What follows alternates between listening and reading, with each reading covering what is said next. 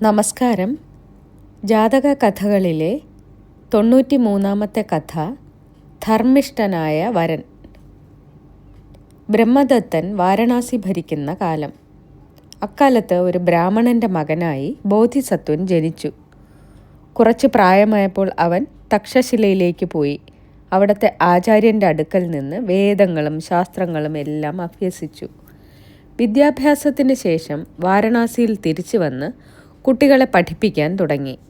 ക്രമേണ ബോധിസത്വൻ പ്രസിദ്ധനായ ആചാര്യനായി മാറി. അക്കാലത്തൊരു സംഭവമുണ്ടായി. അവിടെ ഒരു ബ്രാഹ്മണന് 4 പെൺമക്കളുണ്ടായിരുന്നു. 4 യുവാക്കൾ ആ ബ്രാഹ്മണൻ്റെ അടുത്തെത്തി പെൺകുട്ടികളെ വിവാഹം ചെയ്തു കൊടുക്കണമെന്ന് ആവശ്യപ്പെട്ടു. എന്നാൽ ബ്രാഹ്മണന് ഒരു തീരുമാനമെടുക്കാനായില്ല. അയാൾ ആലോചിച്ചു, ജ്ഞാനിയായ ബോധിസത്വൻ്റെ അടുത്തെത്തി ഉപദേശം തേടാം, എന്നിട്ടാവാം ഒരു തീരുമാനമെടുക്കുന്നത്. ആ ബ്രാഹ്മണൻ നേരെ ബോധിസത്വൻ്റെ അടുത്തെത്തി.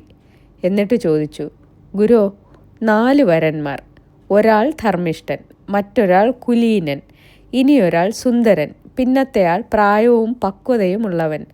ആരാണിതിൽ യോഗ്യൻ? അത് കേട്ടിട്ട് ബോധിസത്വൻ പറഞ്ഞു, കുലീനതയും സൗന്ദര്യവും എല്ലാം നല്ലത് തന്നെ. പക്ഷേ അതെല്ലാം ഉണ്ടായിട്ടും ധർമ്മനിഷ്ഠ ഇല്ലെങ്കിൽ എന്ത് പ്രയോജനം? അതുകൊണ്ട് മറ്റെന്തിലും ശ്രേഷ്ഠമായ ഗുണം ധർമ്മനിഷ്ഠ തന്നെ.